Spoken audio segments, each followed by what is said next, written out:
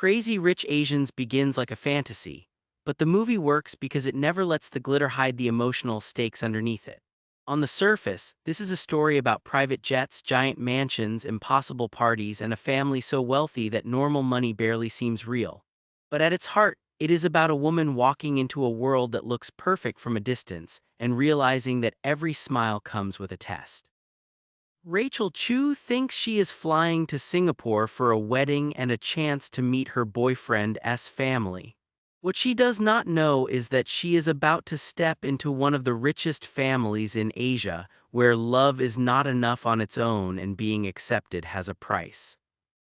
The story begins in the past with a scene that tells us everything about how power works in this family. In London, a young Alina Sung Young arrives at a luxury hotel with her husband and son after a hard trip. The staff judge them instantly and refuse them a room. Then in one move, Alina reveals that her family has just purchased the hotel itself. The message is clear. The young family is not just rich. They move through the world with influence that changes the rules around them. The movie then jumps to present-day New York, where Rachel Chu is living a very different life. Rachel is a smart and confident economics professor who teaches game theory with real energy and charm. She is practical, hardworking, and deeply connected to the life her single mother built for them through sacrifice and discipline. Rachel is dating Nick Young, who seems almost suspiciously perfect. He is kind, calm, funny, and down to earth. He looks like a regular successful guy with good manners and no obvious drama. That illusion lasts until Nick invites Rachel to Singapore for the summer. He says his best friend Colin Koo is getting married and he wants Rachel there. He also thinks it is time for her to meet his family. Rachel is nervous but excited. She assumes she is walking into something important but manageable. She has no idea that Nick has left out the one detail that changes everything. He is one of the most desirable bachelors in Asia and part of a family whose wealth is so extreme that people treat them like royalty. Once Rachel boards the plane, the movie starts pulling back the curtain. She expects a normal flight and instead finds herself in first-class luxury that feels more like another dimension. Nick still downplays it, acting as if all of this is not a big deal. But the moment they land in Singapore, the scale of his world starts becoming impossible to ignore. Rachel and Nick reconnect with their university friend Go Paik Lin, one of the movie's funniest and warmest characters. Paik Lin comes from a wealthy family too, but unlike Nick, she is fully aware of how outrageous rich people can look from the outside. The minute Rachel mentions Nick Young, Paik Lin reacts like someone has just realized her friend is dating a prince without knowing it. She explains that the Young family is old money, deeply rooted money, the kind that shapes whole neighborhoods and makes people obsess over their approval. Rachel is stunned, and so is everyone else once the news starts spreading. The engagement parties, lunches, and gossip chains of Singapore society light up the second Nick arrives home with an unknown American girlfriend. To the people around him, Rachel is not just a woman he loves, she is a disruption.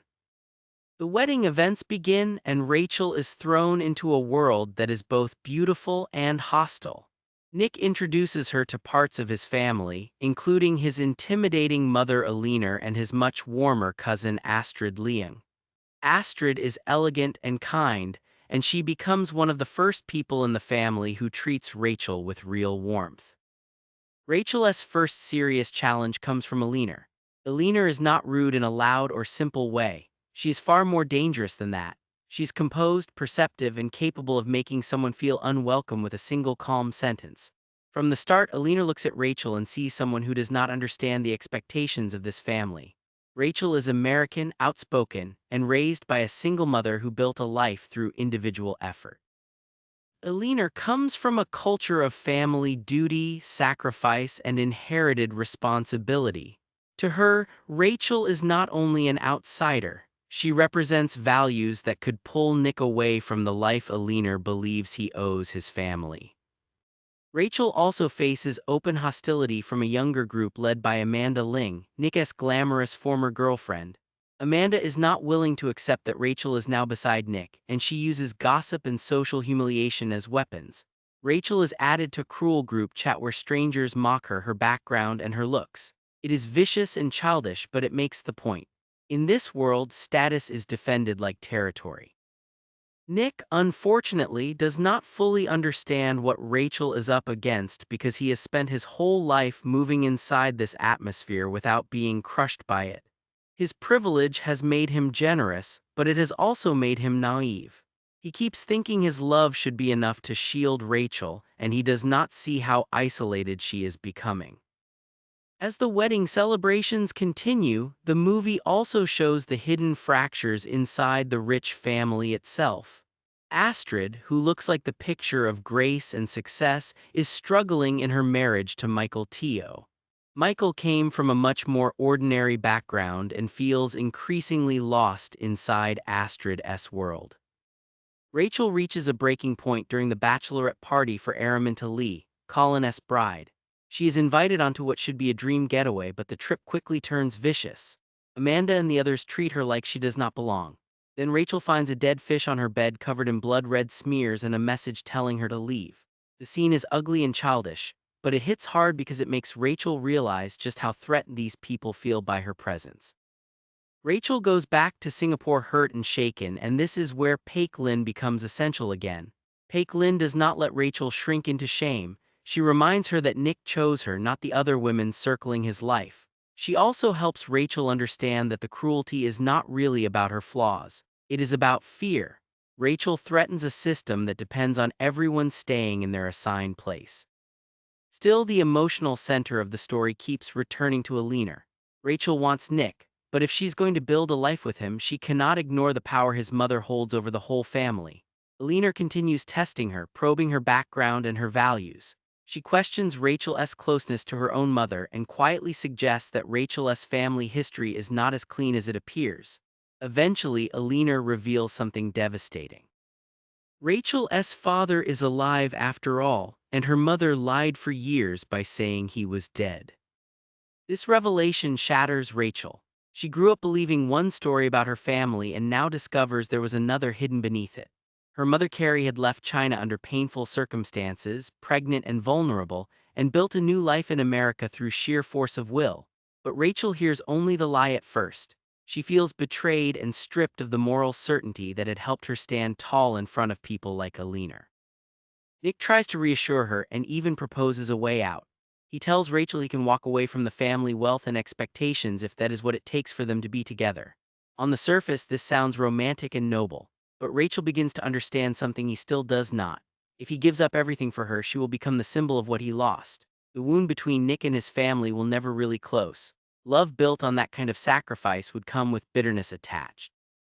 Before Rachel can decide what to do, Carrie arrives in Singapore. Mother and daughter confront the truth together. Carrie explains that Rachel's father was abusive and dangerous, and she fled to protect herself and her child. The lie about his death was not created out of carelessness. It was a shield. Rachel finally sees her mother not as someone who deceived her, but as someone who survived something terrible and built a life out of nothing. The film then moves toward the wedding, which becomes one of the most visually stunning scenes in the story.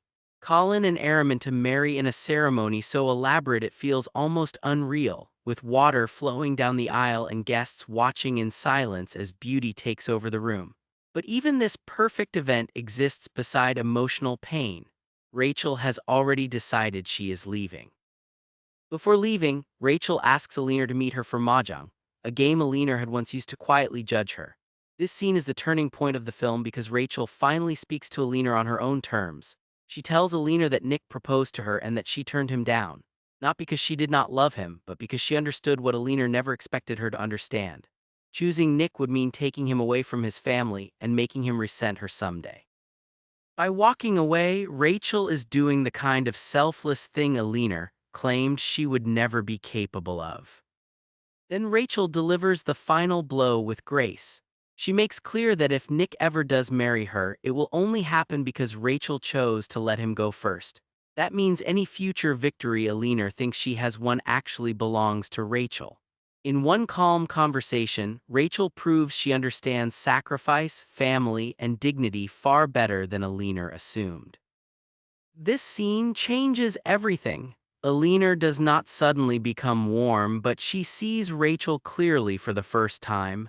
Rachel is not a threat because she is selfish or reckless. She is a threat because she is worthy. Rachel prepares to leave Singapore and return to New York. At the same time, Astrid finally confronts the truth of her own marriage. Michael has been having an affair, driven in part by his insecurity and bitterness about living in her shadow. Astrid, who spent so much time trying to make herself smaller to keep him comfortable, finally refuses to shrink any further. Then comes the final romantic payoff. Nick follows Rachel onto the plane just before takeoff. This time he is not offering a vague promise or a dramatic escape from responsibility. He brings the ring that once belonged to his grandmother, a sign that even inside this powerful family something has shifted.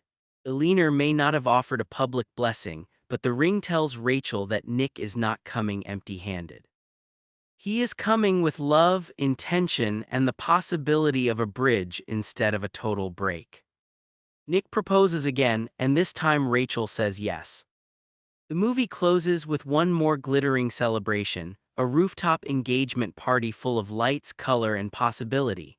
Alina watches from a distance, and though she still says little, her presence feels different now. There is tension left, but also the beginning of respect. Rachel is no longer just the outsider who arrived by surprise. She has earned her place without bending who she is. Crazy Rich Asians works so well because it understands that the wealth is only the wrapping. The real story is about identity, belonging, and the cost of joining a family that wants to define you before it knows you.